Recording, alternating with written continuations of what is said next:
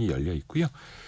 자, 세상의 모든 돈 고민을 같이 풀어보는 돈줄 상담소 시간으로 갑니다. 여러분의 소비, 저축, 투자 등등 돈에 관한 여러 사연을 받고 있죠. 특히 여러분의 재정 상황 꼼꼼하게 적어주실수록 사연으로 채택될 확률이 높아지는데요. 저희가 3종 세트 선물 보내드리고 있죠. 건강기능식품인 와이즈 부스터, 또 LED 무드 스탠드, 미니 가습기가 같이 갑니다. 돈줄 상담소 게시판에 많이들 올려주시길 바라겠습니다. 김경필 머니 트레이너와 함께합니다. 안녕하세요. 네, 반갑습니다. 오늘 사연이 네, 초등학교 3학년 딸 하나 키우는 맞벌이 부부입니다. 네, 40대시고요. 네, 남편분이 10년간 운영하던 태권도장을 최근에 폐업하셨다고 합니다. 그리고 지금은 최근에 진짜 태권도 도장을 많이 못 본 것 같아요. 과거보다는 많이 이제 좀 거의 없어진 것 보육의 영역으로 가고 경쟁도 또 그러니까요. 거의 심하고, 그래서 지금은 남편분이 일용직으로 일을 하신대요. 문제는 쌓인 빚이 7천만 원이고 여기에 또 아파트 담보대출은 또 별개로 있다라는 건데요. 네. 중요한 거 이 이야기부터 시작을 해야 되겠습니다. 남편이 폐업으로 인해서 7천만 원의 빚이 남았는데 문제는 이거 아내분이 폐업할 때가 되어서야 그때 알았다고 합니다. 이 사연 어떻게 보셨나요?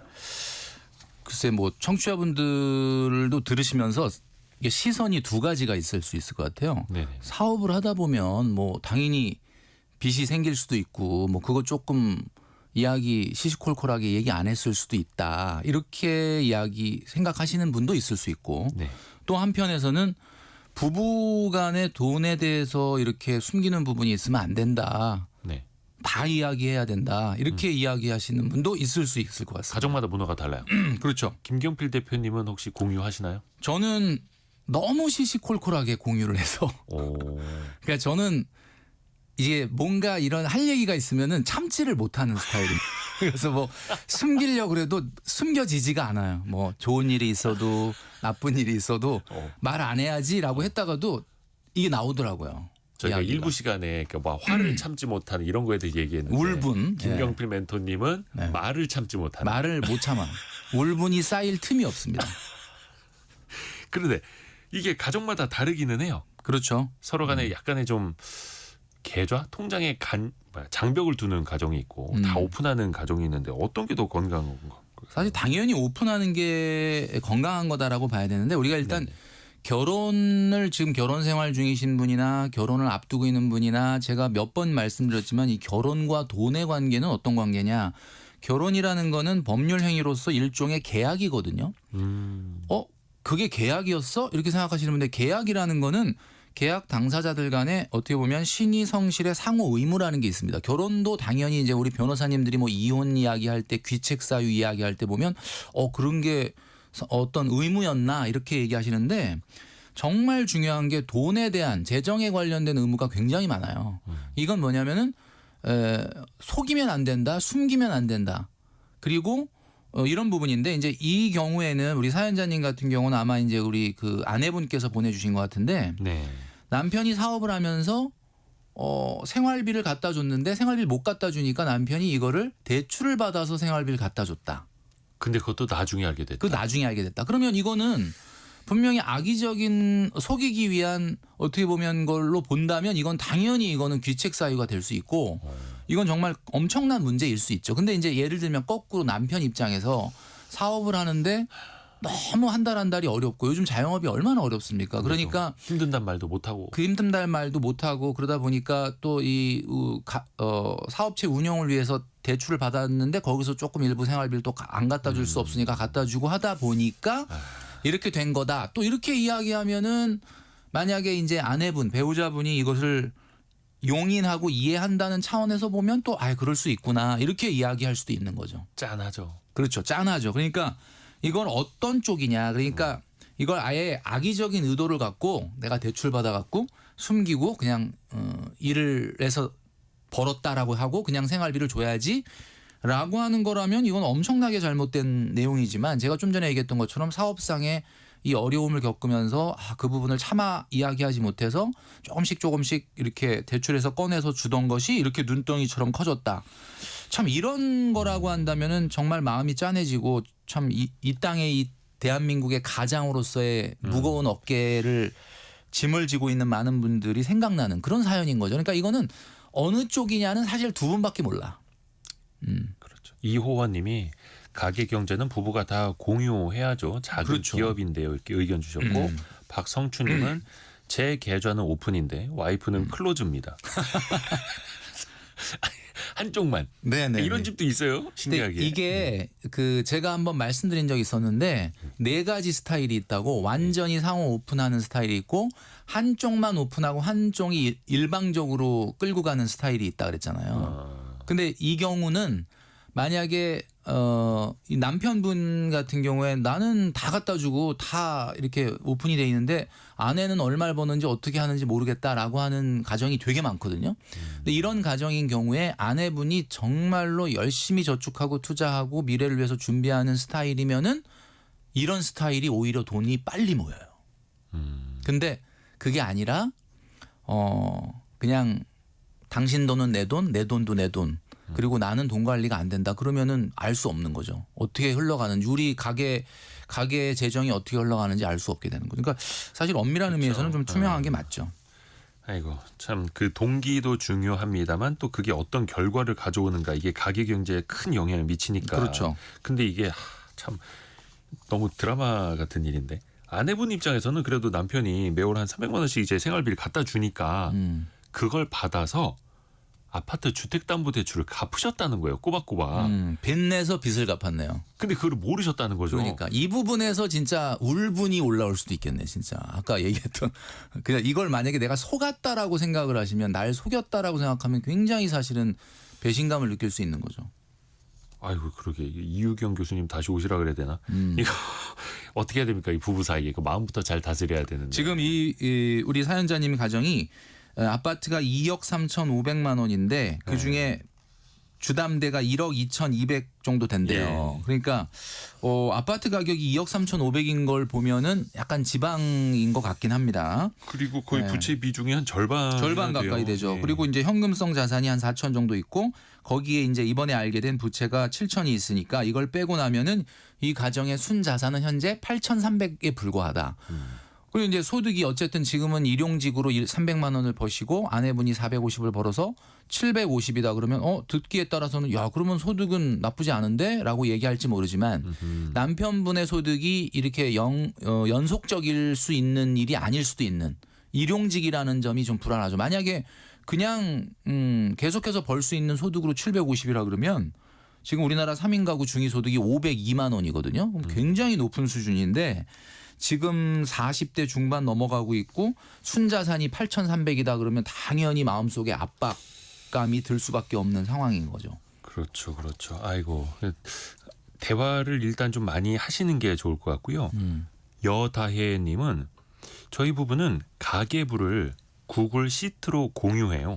언제 어디서든 접속할 수 있어서 편해요. 그러니까 그 공유 문서로 맞아요. 부부가 두 사람만 볼 수 있는. 아니 그냥 엑셀 정리하는 것도 아니고 종이 가계부도 아니고 공유 문서로 부부가 어디서든 공유한다. 와 이거 대단하시다. 그러니까 이제 이걸 보면 지금 아내가 얼마 썼구나. 지금 얼마 우리가 남아 있구나. 이런 걸 서로 공유하는데 너무 좋은 것 같아요. 제가 이야기하는 상호 오픈형의 대표적인 사례다. 저 이런 분들 처음 봤네요. 실시간으로 이게 동기화가 되기 때문에. 네, 오늘은 뭐 우리 청취자분들이 정말 끌어주고 계십니다. 네, 제가 하고 싶은 이야기를 예. 딱딱 이렇게 교보제를 넣어주시는 것 같아요. 한 분 더 오셨습니다. 4137님이 저는 비밀 계좌가 있는데 잘못인가요? 그 돈은 절대 쓸데없는 곳에 쓰진 않습니다만이라고.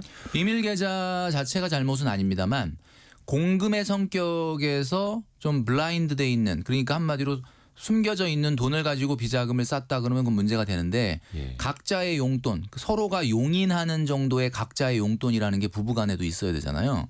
그런 돈을 가지고 내가 세이브해서 뭐 내가 난 이거 뭐 어디다 쓰겠다 그런 내 거는 용돈 내가 저축한다면. 내가 용돈 내가 저축한 거 그거는 네. 낚싯대 산다고 뭐라고 하지 마시고 그런 걸로 낚싯대 산다 그러면 그건 5달 모은 건데. 그런 되는 거죠. 근데 이제 뭐 그런 걸로 피규어 사고 그런 거는 괜찮은데 그게 아니라 정해져 있는 각자의 용돈 이상의 용돈이 아닌 그런 어떤 생활비에서 돈을 꺼내서 그런 행동을 한다. 그거는 상대 배우자가 모른다. 그러면 그거는 안 되는 거죠. 뭐 예를 들어서 회사에서 나온 특별 상여금 옆으로 빼놓고 아 근데 그 비밀 계좌 있다는 분의 그 핸드폰 뒷번호를 말씀드렸네. 네. 다 지나갔을 겁니다. 네. 지나갔을 겁니다. 자 그러면은 결혼하기 전에도 서로의 자산이나 대출을 또 자연스럽게 네. 공유하는 것도 있더라고요. 젊은 사람들도. 그죠. 그러면 이거를 어디까지 알려야 되느냐? 그러면 부모의 빚까지 상대방한테 알려야 되느냐? 이게 참 고민이 되는 지점이거든요. 그렇죠. 악의적인 마음으로 속이거나 다른 비자금을 만들었다면은 이제 뭐 당연히 이혼 사유가 해당되는데 일단 그건 안 되고. 그죠. 그런 건 안 되고요. 이 결혼 전이라고 하더라도 우리가 보통 그 자산이라든지 부채를 공개하게 되어 있는데 이걸 어떻게 할 거냐라고 본다면 우리가 자산도 본인 자산 말고 차명의 자산이 있을 수 있잖아요. 부채도 차명의 부채가 있을 수가 있어요. 차명의 부채요. 네. 그러니까 예를 들면은 내 이름으로 부채는 안 돼 있는데 사실 뭐 우리 가족 간에 누구로 내가 그거 갚아줄게. 그리고 좀 빌려서 좀 돈 좀 줘. 이렇게 해가지고 만들어 놓은 부채도 내가 갚아야 될 부채니까. 본인의 뭐 예를 들어 신용 한도가 안 돼서. 그렇죠. 어디까지 공개해야 되냐라고 한다면 사실은 차명 부채 당연히 본인 부채는 당연히 공개를 해야 되는 거고 차명의 부채까지도 공개. 왜냐하면 내가 어쨌든 그거는 상환의 책임이 있는 거기 때문에 그것까지 다 공개를 해야 됩니다.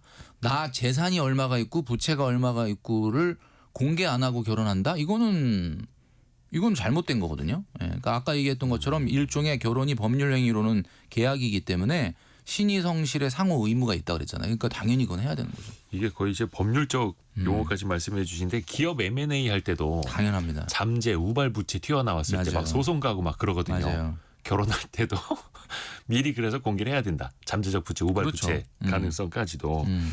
아 이게 참 투명하게. 그러니까 우리가 보통 결혼할 때 상대 배우자를 고르는 어떤 기준, 뭐 요즘 결혼 정보회사에서 많이 이야기하는 것 중에 직업, 연봉, 학벌, 용모, 집안 분위기 네 5가지를 본다고 하는데 솔직히 말씀드리면 이 5가지가 다 경제와 관련이 있어요.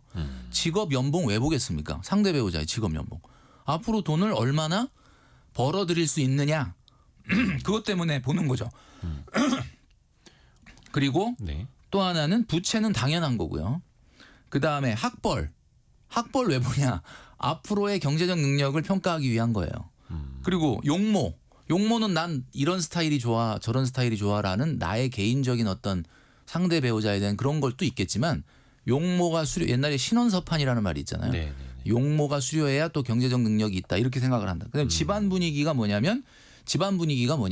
상대 배우자의 부모님의 노후 준비가 되어 있느냐. 이걸 보는 거거든요. 그러면 결국은 이 5가지가 다 경제와 관련돼 있는 거예요. 그러니까 이 경제적인 부분에서의 신뢰 이걸 투명하지 않게 숨기거나 이런 것은 절대 안 된다 이렇게 말씀드릴 수 있는 거죠. 그러게요. 4456님은 저희 부부는 가족 신용카드만 씁니다. 어디에서 얼마를 사용했는지 투명해요라고 이야기해 주셨고 3759님은 이런 의견도 주셨어요. 잘못을 떠나서 학원은 힘들고 생활비는 못 갖다 줘서 아내에게 미안하고 빚도 내고 말도 못하고 2중, 3중으로 힘들었을 남편을 위로하는 게 먼저일 것 같아요. 이렇게 그러니까 의견도 이 사연 같은 경우는 2가지 시선이 있을 수 있지만은 지금 우리 청취자분이 말씀해 주신 것처럼 아내가 이 부분에 대해서 나는 그 용납 못한다. 이건 말도 안 된다라는 쪽이 아니라 지금은 속상하지만 이해하고 끌어안는 형식의 지금 분위기란 말이에요. 그러니까 당연히 말씀 주셨던 것처럼 일단은 잘못은 나중에 따지더라도 일단 그동안 마음고생하고 힘들었을 남편을 위로하는 게 맞다. 이 말은 정말 우리 청취자분이 맞는 얘기인 것 참 같습니다. 다행인 게 저희 코너가 이혼 상담이 아니라 재무 상담이라는 거. 그렇죠. 네, 참 다행입니다. 네. 그래서 그쪽으로 이제 들어가 볼게요. 그래서 남편분이 태권도장을 폐업했다는 거예요. 네네. 코로나 때 너무 힘드셨다라고 하고 좀 더 버티다가 결국은 최근에 폐업까지 갈 수밖에 없었는데 그 이후에는 일용직으로 일을 하신다고 합니다. 네네. 그래서 한 달에 한 300만 원 정도 버시고 그거를 이제는 그냥 전부 다 아내분한테 드린대요. 아유 예. 일단은 잘하고 계신 것 같고요. 그다음에 이제 여기 보니까 고민이 그래서 이거를 소득이 750만 원인데. 그러니까 아내분이 조금 더 버셔서 그렇죠. 합쳐서 750인데 이걸 대출부터 갚아야 하나 뭐 이런 고민도 네, 하시는 이분들이 지금 뭐 저축도 좀 하고 있고 돈 소득이 지금 당장 조금은 올라가 있기 때문에 대출에도 우선순위가 있습니다. 뭐 몇 번 말씀드린 적이 있었는데 일단 대출을 먼저 갚을 거냐 아니면 지금 하고 있는 저축이나 재테크를 더 할 거냐라고 하는 부분을 판단할 때 대출을 세 가지 정도로 구분해 보실 필요가 있어요. 우리 청취자분들도 뭐 대출이 있으신 분들이 많이 있으실 텐데 첫 번째는 원금의 보전 여부입니다. 내가 받은 대출이 지금 어디가 있느냐. 주담대 어디가 있죠? 지금 집 안에 들어가 있지 않습니까? 네네네. 전세 대출 어디가 있냐면 전세 보증금에 들어가 있죠. 자, 작년에 우리 여행 세게 갔다 와가지고 받았던 마이너스 통장 그 돈 어디가 있죠? 지금 내 수중에 없죠. 네. 그러니까 원금 대출 받은 돈이 주담대나 전세자금 대출 같이 원금이 보장되는 건지 아니면 신용대출이나 마이너스 통장이나 카드론처럼 써서 없어진 건지를 구분해야 된다. 써서 없어진 거라면은 그거는 무조건 먼저 갚아야 됩니다. 원금이 보전 여부. 그다음에 두 번째는 레버리지 효과라고 그러죠. 레버리지 효과, 투자 효과가 있느냐 없느냐를 챙겨봐야 되겠죠. 주담대나 사업자 대출 같은 경우는 투자 효과가 있습니다. 내가 사업을 위해서 받은 대출이에요. 근데 그게 사업이 잘 되면은 뭐 성과가 날 수도 있고 또 주담대 같은 경우는 주택 가격이 올라가면 또 그죠? 어떻게 보면 투자 효과가 발생하는 그럴 거죠. 수 있죠. 예. 그다음에 세 번째가 금리 수준입니다. 아까 이제 이 사연자님 같은 경우는 7천만 원이라고 하는 대출이 남편분이 받으셨단 말이에요. 네. 사업자 대출일 가능성이 많고 신용 대출일 가능성이 많아요. 그건 아무래도 고금리입니다. 근데 그거에서 대출에서 돈을 받아서 주담대를 갚고 있어. 주담대는 상대적으로 낮아요. 이자율이. 완전 잘못된. 그러니까 비싼 대출 받아서 싼 거 갚고 있는 아하. 지금 그런 상황이잖아요. 그러니까 세 가지를 체크해라. 원금의 보전 여부, 그다음에 투자 효과 여부, 그다음에 금리가 높은지 낮은지의 여부. 자, 이걸로 이제 우선순위를 만들어서 먼저 갚는 게 좋습니다. 그러니까 고금리일수록 레버리지 효과가 없는 걸수록 원금 보장이 안 되는 거일수록 먼저 갚아라. 그러니까 이 경우에는 이분들이 지금 여러 가지 뭐 좀 이따 얘기가 나오겠지만 금도 사시고 뭐 적금도 넣으시고 여러 가지를 하고는 있는데 그래도 통상적으로 봤을 때 대출 이자율보다는 아무래도 이게 좀 낮겠죠. 그 저축이나 투자가. 그러니까 일단은 고민하지 마시고 네네. 빚을 좀 줄이는 것부터 우선 하시는 게 맞을 것 같다. 그런 생각이 듭니다. 근데 또 그 중에서 일부는 또 아내분이 열심히 돈을 모아서 좀 갚아나가고 있다고 네. 하시는데 당연히 이제 금리가 높은 순서대로 갚아야 된다면 이제 사업자 대출 이런 것부터 갚아야 되는 거죠. 그러면 그렇죠. 제일 마지막은 어차피 주택담보대출은 금리도 싸고 주택담보대출을 장기간이니까. 갚을 수 있는 건 좋지만 막 빚을 내서 갚는다거나 돈이 없는데 막 억지로 다른 데서 땡겨와서 갚거나 이런 거는 좀 어차피 주담대는 원리금 균등 상환으로 상환하실 테니까 강제적으로 원금이 상환되는 부분이 있을 거란 말이에요. 네네. 그러니까는 그 이상은 뭐 좀 후순위로 하시는 게 좋겠다. 그리고 남편분이 개인 회생까지 알아보고 있다고요. 네. 이게 빚이 좀 있어서 그런 걸 텐데 근데 지금 일용직으로 월 300 정도를 벌고 그렇죠. 계시고 개인 회생 어떤 상황에서 개인 회생이라는 제도는 여러분들이 많이 아시겠지만 개인의 채무가 개인이 도저히 경제 활동을 정상적으로 지속하지 못할 정도의 파산 상태를 가기 직전에 어떤 그것을 막기 위해서 정말 안정적인 소득이 있는 사람을 대상으로 5년 이상을 성실하게 빚을 갚았을 때 법원이 강제적으로 개인의 법정 관리를 통해서 채무를 조정해 주는 거거든요. 그러니까 소위 말하는 빚의 크기를 좀 깎아주겠다. 대신에 한 5년 이상 이렇게 안정적인 직업을 갖고 잘 갚아주면 채무를 좀 조정해 주겠다라는 내용이에요. 그러니까 이게 그냥 뭐 원리금 탕감을 해주는 개념은 결코 아닙니다. 그렇죠? 그렇죠. 그러니까 채무 조정을 해주는 거기 때문에 이제 이분 같은 경우 현재는 일용직을 하고 있다 그랬잖아요. 그러니까 일용직을 하고 있다면은 개인 회생이 받아들여지기 좀 어려울 수도 있어요. 그러니까는 일용직이라는 게 뭔지 구체적으로 지금 나와 있지는 않은데 이게 안정적으로 빚을 좀 갚을 수 있는 그런 가능성이 있어야 가능하거든요. 그래서 뭐 당연히 이제 개인 회생이 돼서 부채를 조금 조정을 받고 이러면은 뭐 좋을 수는 있는데 요거는 무조건 100% 된다 이렇게 이야기하기는 좀 어려울 것 같습니다. 그러게요. 근데 일단은 채무제 조정을 이제 신청하시는 이유 중에 하나가 내가 갚기는 할 건데 그래도 좀 말미를 달라. 조금 더 유예해 가자. 그렇죠. 좀 숨통을 좀 트이게 해달라 이런 것 아닙니까? 네네. 그래서 뭐 새출발 기금이라든지 여러 가지가 있는 건데 이것도 다각도로 또 알아보시면 더 좋을 것 같습니다.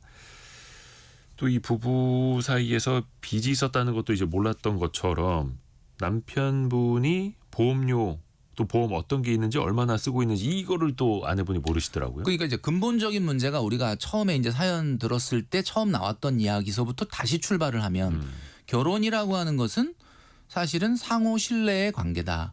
법률적으로는 계약의 관계다. 그러니까 우리가 투명하게 공개하고 뭐 자산이든 부채든 소득이든 소비든 이게 공개가 돼야 되는 거예요. 이게 안 되면 계속해서 꼬일 수밖에 없다. 지금 이번에 이 문제는 이번에 7천만 원 알게 돼서 이제 이 문제가 봉합이 되고 그래 우리가 이제 부부가 좀 같이 잘해보자라고 했는데 이 습관이 만약에 고쳐지지 않고 또 시간이 지나면 또다시 그런 문제가 발생하지 말라는 법이 없습니다. 네. 그러니까 제가 말씀드렸던 것처럼 대한민국의 모든 부부들에게 제가 말씀드립니다. 정말 부부 간에 상호 신뢰를 회복하는 것이 결국 가정 경제를 살리는 거다. 가정 경제가 살아야 국가 경제가 삽니다. 그러니까 중요한 거는 네 가지의 패턴이 있다고 말씀드렸잖아요. 부부 간에 상호 오픈형이 있다. 완전히 네. 상호. 아까 우리 사연자님 같은 경우는 구글 구글 시트까지. 구글 시트에다가 부부 사이에 공유한다. 공유하는. 그 정도의 상호 오픈형이 있고 일방 오픈형 오픈은 돼 있는데 한 사람이 모든 걸 쥐고 있고 한 사람은 한쪽은 모르는 경우. 그다음에 일부 블라인드가 있거든요. 일부 블라인드는 뭐냐면은 월급은 서로 얼마 버는지 아는데 보너스나 성과급은 서로 숨기고 각자 재테크, 각자 비자금 뭐 어떻게 굴러가는지 서로 모른다. 이런 거거든요. 이런 부부들이 되게 많아요, 현재. 그리고 가장 최악은 완전 블라인드형이 있어요. 아무것도 모르는. 그냥 결혼을 했는데 남편 연봉이 얼마인지 얼마를 버는지 뭐 재테크를 하는지 돈을 얼마 쓰는지 하나도 몰라. 그냥 이름하고 얼굴만 아는 거예요. 이름하고 얼굴만 아는 거야. 그냥 동거 중인 거예요. 그리고 그 아내도 남편이 얼마 버는지도 모르고 아무도 몰라. 근데도 생활이 돼요. 그럼 어떻게 생활을 하냐. 생활비를 서로 각출해서 쓰는 거죠. 이런 게 되다 보면은 진짜 이게 큰 문제다. 그래서 궁극적으로는 아까 얘기했던 그 시트를 통해서 서로 공유 문서를 통해서 한다까지는 아니라 하더라도 완전히 오픈되는 것이 필요하다라는 거죠. 아까 이 남편분은 개인 회생도 알아보고 계시다고 했는데 혹시나 또 이 방송 들으시는 분들 필요하신 분 있으시면은 서민금융진흥원 홈페이지 들어가 보시면 이건 정부에서 운영을 하는 거니까요. 잘 살펴보실 수 있습니다. 서민금융진흥원이라고 하고 예전에 저희가 금융위 그 분들 모셔가지고 복합 지원에 대해서도 이야기를 해드린 적이 있거든요. 여기 가시면은 단순히 이제 금융 지원뿐만 아니라 고용, 복지까지도 같이 연계해서 복지 지원을 받으실 수 있는 것도 있으니까요. 뭐 서민금융 한눈에 혹은 서민금융진흥원 이렇게 인터넷으로 찾아보시면 더 도움이 되실 겁니다. 남편분이 조금 이제 경제적인 마인드를 좀 더 가지셨으면 좋겠어요. 왜냐하면 연애할 때부터 돈을 잘 모으질 못했고 특히 휴대전화 요금이나 카드값도 자주 연체됐다고 하더라고요. 카드값이 연체됐다는 얘기는 내가 돈이 없어서 카드값이 물론 연체되는 경우도 있고 통신료 같은 경우는 뭐 자동이체를 안 해놓고 또 뭐 까먹거나 이런 거 또 제대로 뭐 범칙금 나온 것도 막 안 못 내고 막 이러는 분들도 있고 돈이 없어서가 아니라. 근데 이게 자동이체 요즘에 이제 통신료 같은 게 기본으로 해놓는데 그렇죠. 카드나 근데 그 통장에 잔액을 채워놓지 않아서 맞아요. 깜빡해서 못하는 경우도 있고요. 그러면 이게 신용카드라는 건 항상 내가 사용한 금액을 나중에 확인하는 시스템이기 때문에 이런 걸 미연에 방지하기 위해서 많은 분들이 돈을 쓰면서 통장 잔액이 줄어드는 체크카드를 쓰는 거거든요. 그래서 뭐 여러 가지 카드가 주는 혜택도 있겠지만 그런 면에서 체크카드를 쓰시는 분도 많고 남편분의 이런 어떻게 보면은 돈 관리라든지 경제관념에 대한 부분이 약간 부족하다라고 했는데 이게 살다 보면 느끼시겠지만 사실 잘 안 바뀝니다. 이게 그래서 문제거든요. 그래서 요즘 최근에는 연애 시절부터 상대방의 경제 습관, 경제관념이 어떤지를 체크업을 하고 결혼하겠다는 그런 커플들이 많아요. 그래서 최근에는 둘만의 모임 통장이라는 게 있습니다. 옛날에 한동안 데이트 통장이 네. 유행한 적이 있었죠. 네. 저희 때는 뭐 그냥 100% 남자가 냈거든요. 저는 그랬어요. 저는 진짜 안 믿으시겠지만은 네. 무조건 연애할 때 무조건 제가 100% 냈습니다. 누구랑요? 지금 아내하고. 네. 아, 그걸 밝혀야 되는구나. 아내하고 결혼하기 전에 연애할 때 네. 100%. 근데 그때는 그게 하나도 안 이상했어요. 그 당시 한 예전엔 그랬어요. 예전엔 90년대 그랬어요. 후반 문화는 그냥 네, 그랬어요. 맞아요. 근데 이제 최근에는 좀 그렇진 않잖아요. 그러니까 네. 데이트하면서도 데이트 통장 쓰는데 이제 데이트 통장 갖고 뭐 약간 또 분란이 좀 있고 이러잖아요. 근데 둘만의 모임 통장을 쓰면서 알게 되는 것은 이게 데이트 자금을 공금으로 관리하면서 둘이 동시에 카드로 사용할 수 있게 하다 보면은 상대방의 경제관념을 미리 좀 체크할 수 있고 소비 습관을 체크할 수 있다. 이게 굉장히 또 중요한 거거든요. 그러니까 이게 너는 왜 이렇게 경제 개념이 없어, 관념이 없어라고 그냥 타박만 하실 게 아니라 운동 못하는 사람이 옆에서 같이 달려주고 끌어주듯이 맞아요. 경제적으로도 금융적인 것도 옆에서 같이 좀 보조를 맞춰주시면 더 좋을 것 같아요. 맞습니다. 예, 누군 뭐 태어날 때부터 잘할 수 있는 건 아니니까요. 그렇죠. 조금씩 한 발 한 발 좀 보조를 맞춰가면 좋을 것 같습니다. 또 하나 그 가족의 소비 부분을 한번 볼까요? 네.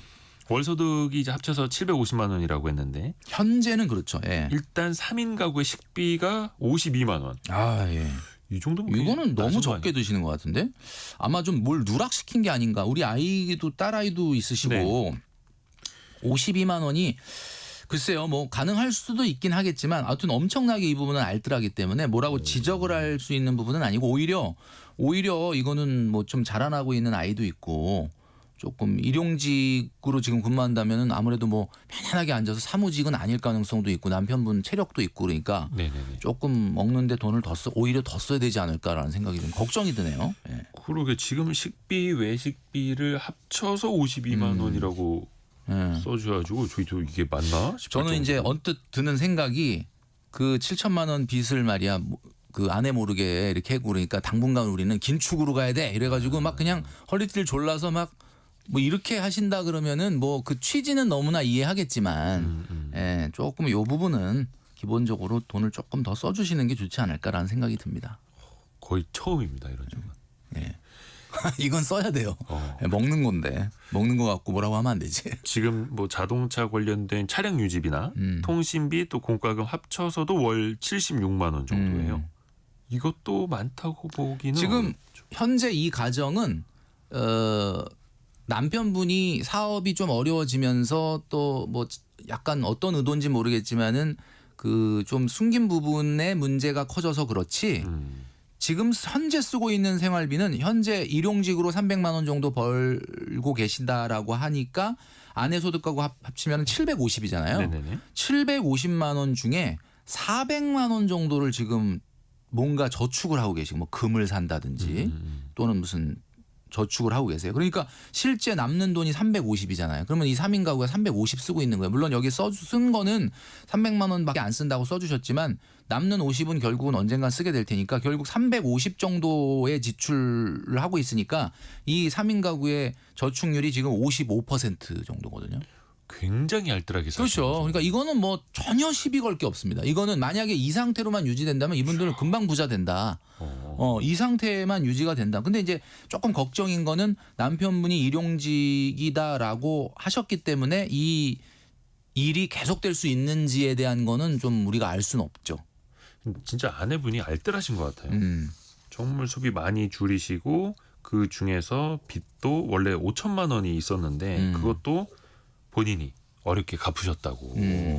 근데 이제 오늘 우리가 이제 돈줄 상담소에 이 사연을 보내시게 된 게 그래도 늦었지만 그 빚의 존재를 알게 되고 서로 허심탄회하게 얘기하면서 아 그러면 큰일이네 우리가 어떻게 할까 이런 것이 되고 난 다음에 보내주시면 새로운 걱정 때문에 보내주신 건데 이걸 만약에 계속 숨기고 몰랐다 그러면 문제가 더 커질 수 있는 거 아닙니까?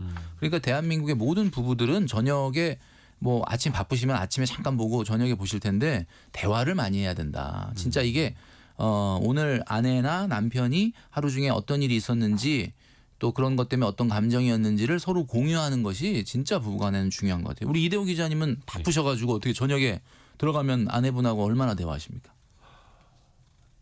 1분 대답을 30초? 1분 30초. 경상도예요? 아, 맞다고. 이게 제가 갈 때 항상 자고 있는 시간이어가지고 4222님 비밀이 없고 늘 공유하는 게 행복한 것 같습니다. 이렇게 보내주셨고 그렇죠. 이정옥님은 아내분이 너무 알뜰하시네요. 이렇게 네. 보내주셨고 남편분의 보험 상황은 이제 거의 모르신다고 하셨고 근데 아내와 자녀의 보험료가 월 33만 원 나가고 네. 있어요. 뭐 실비, 치과, 암보험까지 다 따로 들고 있더라고요.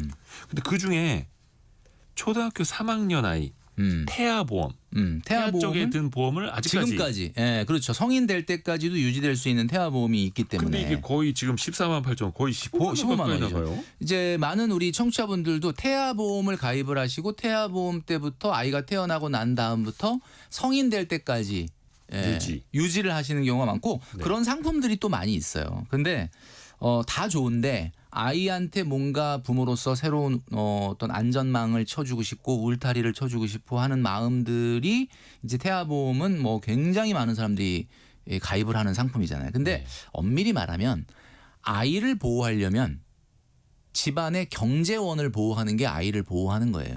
그러니까 아이한테 막 너무 어떤 경우 얼마가 나오고 어떤 경우 얼마가 나오고 이런 보험을 가입하는 것도 물론 뭐 나쁘진 않지만 정말 아이를 보호하고 싶다면 주 가장이 보험을 많이 들어야 되겠죠.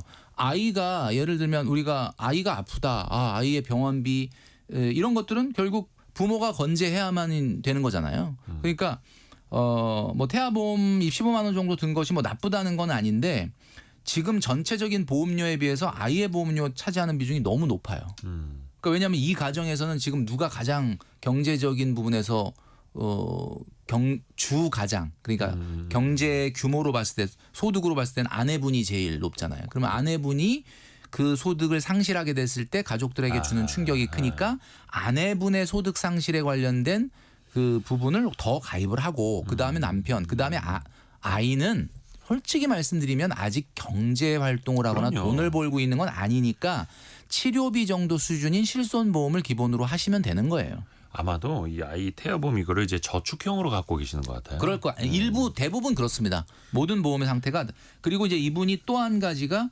종신보험을 약간 저축성으로 하고 계시더라고요. 예. 예. 근데 이제 많은 분들이 아마 이 그 성공예감 뭐 다른 코너나 시간에서도 몇 번 이야기를 나눴던 걸 제가 들은 적이 있는데 종신보험은 근본적으로는 사망보험이기 때문에 그렇죠. 피보험자가 사망했을 때에 그 유가족에게 지급하는 보험금이거든요. 근데 이제 이게 아무래도 이제 저축보험료의 비중이 높다 보니까 100%는 아니지만 그래도 오랫동안 납입을 하면 충분히 그리고 요즘 최근 같은 종신보험이 과거는 뭐 20년 지나야 원금이 나왔는데 최근에는 7년 10년만 지나도 일단 낸 원금 정도가 나오니까 물론 은행의 저축 상품보다야 뭐 약간은 이자 면에선 적지만 보장도 딸려 있고 그다음에 누가 요즘 적금을 5년 7년 10년 유지하냐 이렇게 종신보험을 가입을 해놓으면 내가 해지하고 싶어도 야 이거 손해나니까 해지 못해 이러면서 목돈이 모인다. 약간 이런 판매 컨셉으로 지금 많이 판매가 되고 있는 것 같거든요. 그래서 뭐 사실은 이게 금액이 50만 원이니까 네. 뭐 지금 뭐 당장 그 목돈 마련을 위한 상품은 아니니까 뭐 해지를 해라 이렇게 얘기하기보다는 일단 어느 정도 납입 기간이 지났기 때문에 뭐 이게 막 100만 원, 200만 원이라면 좀 약간 문제가 될 수 있지만 50만 원 수준에서는 목돈을 만들기 위한 장기 저축의 성격으로 하는 것은 아주 나쁘진 않다고 봅니다. 그리고 조금 특이한 게 회사에서 제휴보험 상품으로 든 게 있어서 이거는 해지할 수도 없다고 하시네요. 네, 뭐 이거는 근데 한 달에 한 12만 7천 원 이게 이제 정도가 나가고. 상조하고 뭔가 이렇게 예, 그런 것 같아요. 결합이 되어 있는 이런 상품들은 아무래도 이 금액을 똑같이 은행에 적금을 넣고 ISA를 넣는 것보다야 이자가 물론 당연히 조금 적죠. 그러나 문제는 우리가 적금이라는 거는 아시겠지만 이자율이 뭐 3%가 됐든 4%가 됐든 아니면 2%가 됐든 나중에 타는 만기 원리금에서 차지하는 원금의 비중이 95%이기 때문에 사실 이자율의 차이는 그렇게 엄청 크지 않으니 여러 가지 제휴 혜택을 보면서 그냥 목돈을 만들겠다라는 컨셉이에요. 그러니까 나쁘지 않다. 그러니까 금액이 막 이걸로 막 100만 원, 200만 원 했다면 당연히 이건 제가 문제를 지적을 하고 근데 하지 큰 금액은 말라고 아니니까. 하겠지만 요 정도 수준에서는 나쁜 건 아니다라고 봅니다. 그리고 또 독특한 게 있습니다. 아까 잠깐 언급을 해주셨는데 이 아내분께서 매월 금을 사고 있어요. 네. 매월 한 돈씩 사기. 3년 전부터 시작하셨대요. 네. 3년 전부터 시작하셨으면 굉장히 꽤 괜찮을 것 같긴 하네요. 그렇죠. 예. 그러니까 제가 봤을 때는 이게 의미 없는 재테크가 아닌지 고민한다. 왜냐하면 지금 빚이 7천만 원 있는데 내가 이거 지금 이거 한 돈씩 사는 게 뭐가 의미가 있냐라고 생각을 물론 사연자분이 스스로 그렇게 보내주신 거예요. 스스로가 그렇게 의미 없는 재테크가 아닌지 고민이 된다라고 했는데 저는 그렇게 생각하지는 않습니다. 왜냐하면 물론 빚을 갚는 게 계산기상으로는 빚이 뭐 대출 이자율이 얼마인지 모르겠지만 만약에 5%다 그러면 대출 5%를 일단 갚고 나머지 플러스가 돼야지 이게 뭐 아무리 금이 최근에 상당히 많이 상승했다고는 하지만 이제는 너무 많이 올라가 있는 상태인데 금을 계속 사는 게 뭐 의미가 있어? 빚을 갚는 게 낫지라고 생각할 수도 있지만 이거는 하나의 어떻게 보면은 이 아내분에게 내가 매달 금을 한도씩 모은다라고 하는 어떤 목표가 머릿속에 있는 거예요. 그게 당장의 수익률이 높고 낮음을 떠나서 하나의 어떤 목표를 갖고 그 목표가 성취될 때마다 느끼는 행복이 있지 않습니까? 야, 내가 벌써 금이 이제 한 50돈 됐어. 60돈 됐어. 이런 게 있기 때문에 재테크는 항상 너무 수익률로만 이야기할 수 없는 뭔가의 부분이 있기 때문에 네. 저는 뭐 나름대로 나쁘진 않다고 봅니다. 다만 최근에 시작하셨다 그러면 근데 너무 좀 고점에서 시작한 거 아닌가라고 말씀드리려고 했는데 3년 전. 3년 전. 그럼 뭐 저는 나쁘지 않다. 적립식으로. 재밌게 뭔가 금 쌓여가는 걸 보면서 성취감도 느끼시면서 열심히 하셔라. 이렇게 격려드리고 싶습니다. 지금 금 한 돈이 한 55만 원 정도 나오는 것 같아요. 얼마 전에 60만 원 넘기도 했었는데 최근에 조금 좀 조정을 떨어지긴 했죠. 받고 있고 해서 시세가 한 2,750만 원 정도를 모았다고 합니다. 벌써 50돈이에요. 물론 이게 50돈 실물이라기보다 아마 금 통장인 것 같은데 그게 더 효율적이긴 하죠. 그죠. 근데 다만 금은 이자나 배당이 나오지 않다 보니까 그렇죠. 시세 차익만 계속 맞습니다. 기대를 해야 하는 네. 건데 아무래도 40대다 보니까 다른 투자 수단 이런 것도 좀 생각을 좀 하셔야 될 것 같은데요. 어떨까요? 지금 현재는 대출을 끼고 있는 아파트 하나 그리고 금에 60만 원씩 투자하시는 거 그다음에 약간 현금성으로 모으시는 거 위주의 안전자산이다 보니까 마음속에 불안감이 드시는 거예요. 남들은 뭐 말만 들으면 희한한 것들을 많이 S&P 500이 어떻고 뭐 ETF가 어떻고 뭐 이런 걸 하는데 나는 이런 걸 안 하니까 좀 너무 불안하다 이런 생각이 드시는데 너무 불안해하실 필요는 없다고 봅니다. 왜냐하면 그 워렌 버핏 얼마 전에 은퇴한 워렌 버핏도 그런 이야기를 했거든요. 2023년도 주주총회에서 인생에 있어서 가장 중요한 세 가지는 첫 번째는 지속적인 저축, 원금 확보다. 두 번째가 이제 어떤 순풍에 올라타는 힘, 판단력이다. 그 다음에 세 번째가 치명적인 실수를 하지 않는 것. 그러니까 게임에서 퇴출당할 정도로 치명적 실수를 하지 않는 것이다. 이렇게 얘기를 했는데 여기서 첫 번째로 나왔던 게 투자가 아니고 저축이었어요. 어느 정도의 충분한 자산이 쌓인 사람이 투자하는 거와 얼마 없는 돈으로 마음이 조급해갖고 어떻게 따라잡을까라고 투자하는 것은 180도 다른 문제입니다. 그렇죠. 이분은 지금 현재 순자산이 8,300이다. 마음이 당연히 조급하시겠지만 일단 어느 정도까지는 좀 2, 3억 정도의 자산이 본인이 느낄 때에 좀 안심할 정도에 쌓인 후에 조금 더 위험 자산으로 편입하는 것을 생각하셔도 늦지 않다. 지금과 같이 막 빚도 생기고 갑자기 막 40대 중반인데 우린 1억도 없네. 이런 몰려있는 마음에서 투자를 시작하시게 되면은 사실은 그렇게 바람직한 결과가 안 나올 수도 있다. 너무 걱정하시지 않으시는 게 좋겠고 오늘 이 부부가 마음을 터놓고 소통하게 된 계기를 하나의 어떤 전환점으로 삼으셔서 앞으로는 돈을 좀 차곡차곡 잘 모이시고 돈을 꼭 많이 안 벌어도요. 네. 부부간에 이렇게 소통만 잘 된다 그러면 우리가 모든 어려움을 이겨낼 수 있지 않겠습니까? 그리고 이분들이 현금 자산이 한 4천만 원 있다고 해요. 그죠? 예. 그리고 아까 그 금이 2,750만 원 정도 시세로 있고 또 1억 모으기 목표 삼아서 현금 자산에다가 3년째 3년에 1억 모으기 279만 원을 하고 계세요.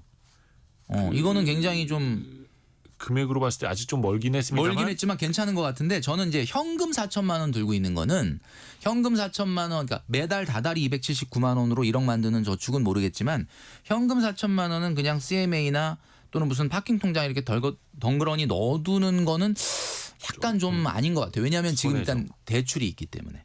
벌써 시간이 다 됐네. 그래서- 아니 왜냐면은 대출로 나가는 그 이자랑 지금 그냥 현금으로 4천만 원 갖고 계시는 거랑 따져봤을 때 이게 이제 반드시 지금 급하게 필요하지 않나. 왜냐면 아까 그 금 통장도 있다고 하면 그게 일종의 현금성 자산 그렇죠. 아닙니까? 예, 언제든지 유동성이 있는 거니까. 그러니까 조금 대출 이자 부담을 좀 먼저 낮추는 맞습니다. 게 좋지 않으실까. 4천만 원은 뭐 100%는 아니라더라도 일부를 좀 먼저 빚을 줄여주시는 게 맞지 않을까라는 생각을 오늘은 했습니다. 좀 다소 특수한 상황에 계시는 네. 분들의 사연이었는데 오늘도 또 꼼꼼하게 조언해 주셔서 감사합니다. 그리고 사연자에게는 저희 3종 세트가 선물로 갑니다. 또 많은 분들도 사연 같이 올려주십시오. 김경필 머니 트레이너였습니다. 고맙습니다. 감사합니다. 라디오 정보센터 다녀옵니다.